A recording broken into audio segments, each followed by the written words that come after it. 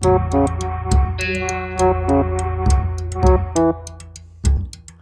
this is Glen Dunzweiler, filmmaker, producer, entrepreneur, and this is another episode of Difficult Questions. Again, I don't pretend to have the answers, but I found that when I ask the difficult questions, we can come up with solutions. And this episode is on race. Specifically, is race racist? My friend says that it's not, and we need to discuss it. But then she said, you need to be careful what you say and be careful how you say it. So my conclusion is maybe race is inherently racist. What is my motivation for doing this? Because when you talk about race, you're always suspect about someone's motivation. I grew up in a very diverse community in South Sacramento in the 70s, 80s, and early 90s. And we always celebrated culture, at least in my view. And race was never really given any weight. So I want to find out, because we give race a lot of weight, I want to explore why we're giving it that weight and if it can ever do anything positive. This is not an academic, there is no race video. Race is something that is thrust upon you.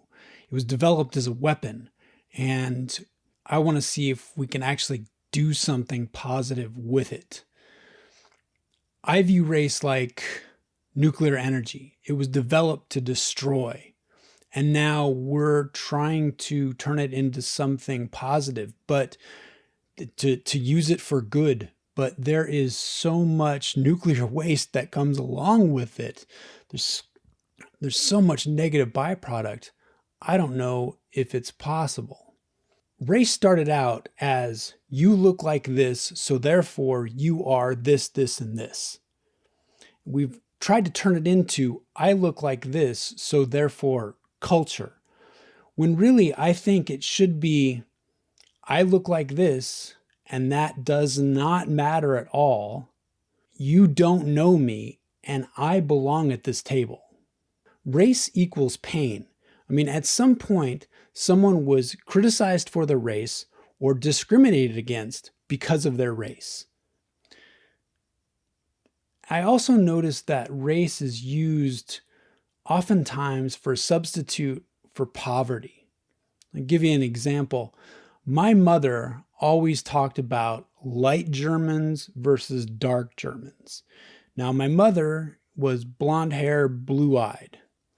My father was brown-haired, brown-eyed.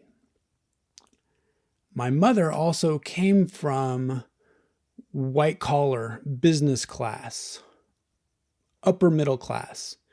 My father came from very much blue-collar, working class, and his family was what you'd call scrappy. So every time my mother would talk about this light German versus dark German, my dad would just roll his eyes because, lady, what are you talking about? Are you insulting dark people?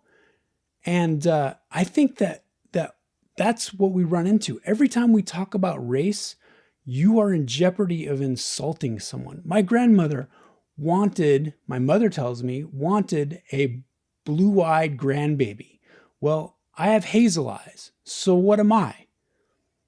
When we talk about race, we're also possibly affecting someone's self-esteem. I used to teach lighting design, and I used to tell my students, you are all beautiful. No matter what you look like, you are all beautiful.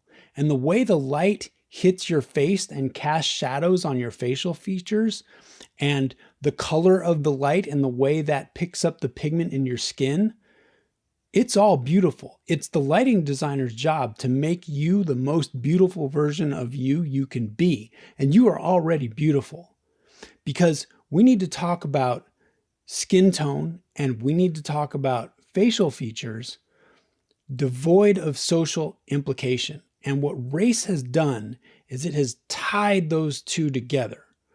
What I look like is who I am as a person or my worth as a human being. And I don't think that gets us anywhere. Even if we try to spin it and say, I am this color, therefore I am proud. The worst culprit is the what are you question. And we ask that on our census. Our census first asked, what are we? Because it wanted to know if we had the right to vote. Now, everyone has the right to vote. Why are we still asking it? Well, people say it's for gerrymandering strategy to stop people from gerrymandering voting districts. But I don't know that that advantage is worth asking that question, because that question equates to pain much of the time.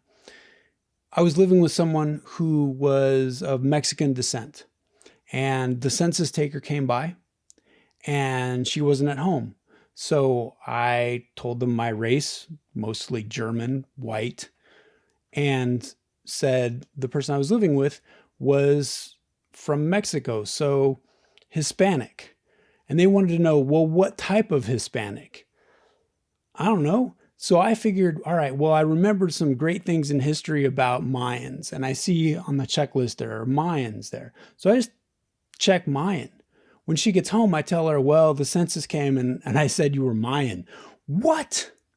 Mayans are short people and I am tall. I am not Mayan.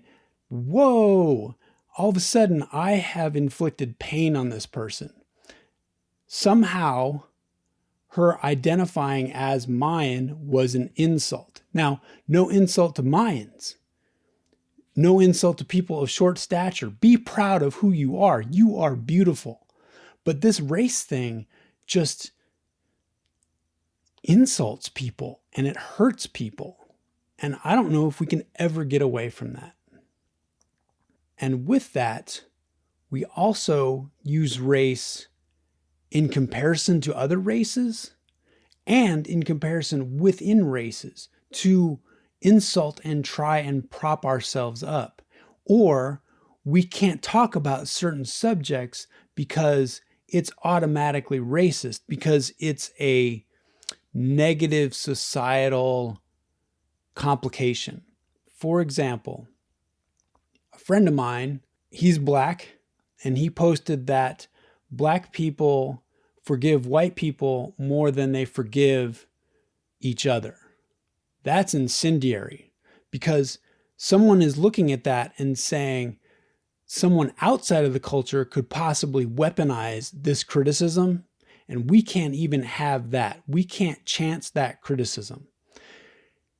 At the same time, we also have cultures, both inside and outside cultures, say, well, if this culture does this, why can't this culture do that? If this culture succeeds, why can't this culture succeed? And again, you're insulting people. You're causing pain because you're tying what they look like, their identity, to something negative. And I think one of the strategies is to build constant positive role models, because at some point, the way you look is a role model. And now I want to get into a story that resonated with me. And again, it was not a good story in the media. Rachel Dolezal. For those of you who don't remember who she is, she grew up a white person and she darkened herself and became a chapter president of the NAACP. Now, darkening yourself, there's a history. Blackface. That is a difficult subject. At some point, some white people were making fun of and belittling black people and pretending they were black people. There's that history there. So if a white person darkens themselves, you're going into blackface territory. You're going into insult. Another, you have a white person leading a chapter of the NAACP. So you have this idea that what? Black people can't lead the NAACP. We got to get a white person to do it. It's an absolute insult. Also, you have this trickery. These people felt that they were betrayed. They thought this was some person, and they were not, it was not a person. Now, I don't know Rachel Dolezal, but I watched a documentary on her, and man, there was pain. She obviously, for whatever reason, she did not feel home with the people that she grew up with. And she found a home with the people that she found. Now, strategies aside, I'm not darkening myself, but I can absolutely relate to that. I grew up a very awkward kid, and I didn't feel like I fit in anywhere. When I was in high school, when I entered high school, I had a friend. Fortunately, he was in the drum line. I was a drummer, was in band, and he vouched for me so I could be in the drum line too. So my friend Jason, it's a white guy, vouched for me, and I got to go into the drum line. And the drum line happened to be made up of Jason and myself, 2 white guys, a Filipino dude, and about 8 black guys. So for 2 years, those people were my family. I learned camaraderie. I learned acceptance. I learned discipline. I learned work ethic. It was a huge positive role model. Now, did it matter that most of these gentlemen were black? No, they just happened to be black. But what that did is that imprinted a positive role model on my head. And to this day, as silly as it is, I go to networking events, I find the black guy because he's my home. It's visually, it's ridiculous, but it's like this settling of my heart.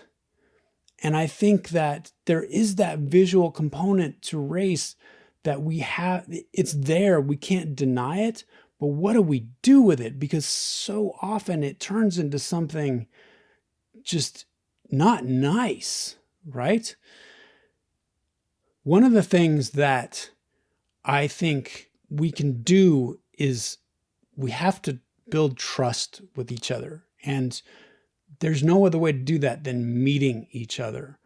I've noticed when people can talk about race freely and openly without judgment and without suspecting that other people are judging them, that's when things can grow positively. But that trust has to be built.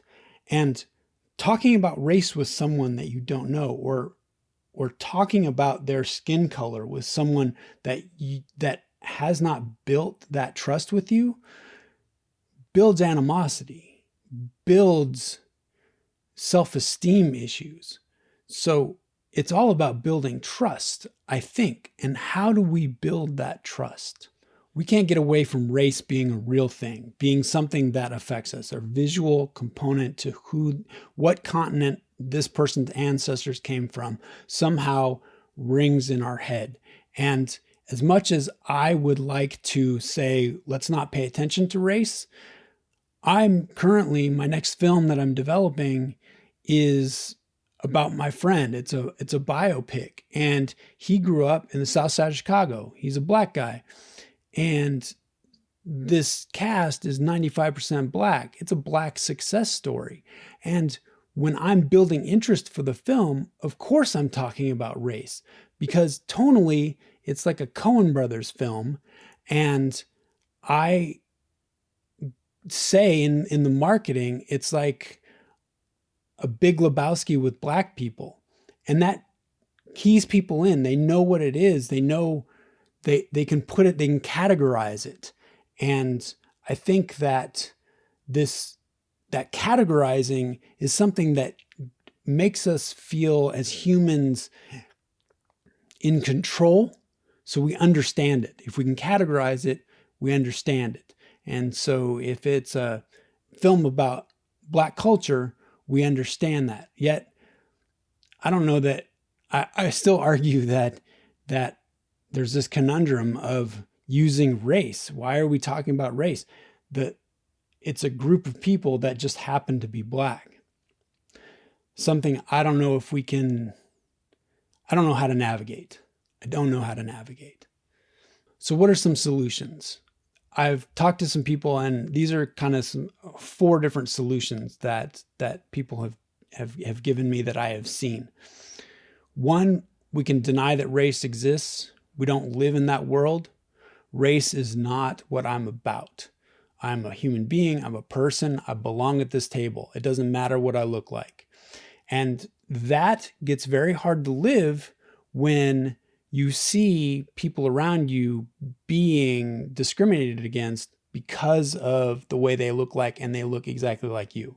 So if you're part of that race, to deny that is very difficult. However, the people that do it, they refuse to have their self-esteem knocked down. They refuse to be told that they don't belong at the table. So they just constantly live in that mindset. And hopefully you get enough people doing that, just absolutely refusing to have their self-esteem knocked down, refusing to be marked as bad, that eventually it rolls through and you build more people and you build more people. Very difficult. I think it's kind of called, or has idea of a philosophy of living in abundance. And that's a very difficult way, because you're always thinking positive. You're always thinking forward. You never let any of the negative stuff get into your head. You don't let it hurt your heart, hurt your emotions. This person that lives in this positive mindset, she also does immediate correction. So she had someone make a comment about her skin color. It was a joke. And she corrected them immediately. She said, "I don't know you that way. Please do not talk about my skin color. It has no relevance on our relationship." And that makes people aware. Now, and she was done with it. After that happened, we're back in this working relationship. But she let it be known that what that person said was not cool. So there's that correction. There's segregation. I worked with a guy that said I had to move out of the South because either I was going to kill somebody or I was going to get killed. Now, that's harsh, right? And we've got people that want to believe in race. They want to believe in segregation. So I don't know that self-segregation is the best thing, but it's definitely a strategy. The 4th strategy is a strategy that I like the best because I came from a very diverse community. In the early 90s, the media talked about the browning of America. And it was this idea that at some point, someone is going to marry and have children with, or have children with, someone that has different skin tone and facial features and culture than their own, because we're such a melting pot in the United States. And it was going to happen. Well, it's not, because we're 2020 and white people are still having babies with white people and hanging out with white people exclusively. Black people are still having babies with black people and hanging out with black people exclusively. Asian people are still having babies with Asian people and hanging out with Asian people exclusively. So there is this idea, this Rachel Dolezal thing of you look like me, so I want to hang out with you. So we do this self-segregation, which I think doesn't help. But what do you do with that? Is that a negative thing? Is that a positive thing? Is that a proud thing? Is that a shame on you thing? I mean, I'm not telling anybody who they can be attracted to, who they can have kids with, and who they can hang out with.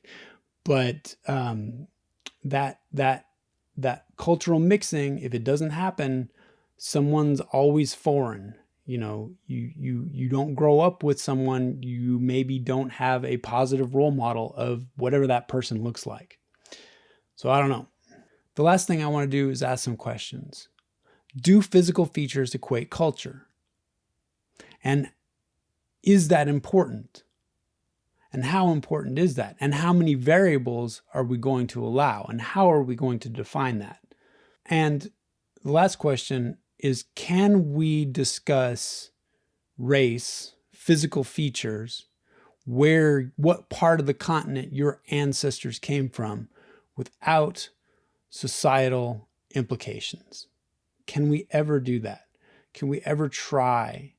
Can we ever lay everything out on the table, get rid of judgment, focus on the positive role models, positive aspects of culture to actually tackle the negative things that are happening? This is my episode on race. I hope you enjoyed it. It was a tough one. This is my third incarnation because race is inherently racist. Thank you very much.